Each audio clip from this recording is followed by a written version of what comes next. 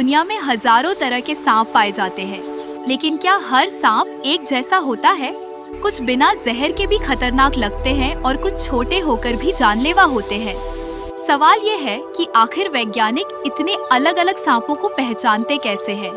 सिर्फ उनके रंग से या उनके जहर से? असल में हर सांप की अपनी एक पहचान होती है जो उसके शरीर, दांत और रहने के तरीके में छुपी होती है।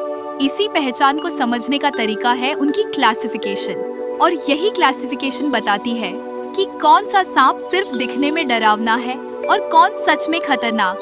सांपों की क्लासिफिकेशन मुख्य रूप से उनके शरीर की संरचना, दांतों के प्रकार और जहर की उपस्थिति के आधार पर की जाती है। जीव विज्ञान में सांपों को रेप्टाइल्स यानी सरीसृप वर्ग में रखा जाता है। सभी सांप शल्कदार सरीसृप नाम के वर्ग में आते हैं, जिसमें छिपकलियां भी शामिल होती है।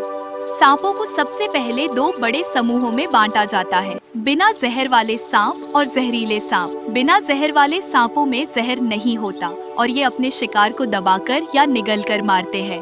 जहरीले सांपों के पास जहरीले दांत होते हैं, जिनसे वे शिकार के शरीर में जहर उतार देते हैं। दांतों की संरचना के आधार पर जहरीले सांपों को आगे अलग अलग प्रकारों में बांटा जाता है।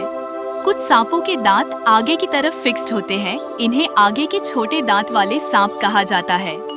कुछ में दांत मुड़ने वाले होते हैं और पीछे की तरफ होते हैं, इन्हें पीछे के दांत वाले सांप कहा जाता है। कुछ सांपों में बड़े और घूमने वाले दांत होते हैं, इन्हें आगे के बड़े और मुड़ने वाले दांत वाले सांप कहा जाता है।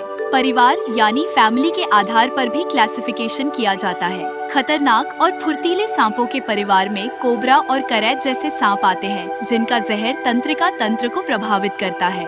वाइपर सांपों के परिवार में वाइपर आते हैं, जिनका जहर खून और ऊतकों को नुकसान पहुंचाता है। साधारण सांपों का परिवार सबसे बड़ा होता है, जिसमें ज्यादातर बिना जहर वाले सांप शामिल होते हैं। सांपों को उनके रहने की जगह के आधार पर भी समझा जाता है।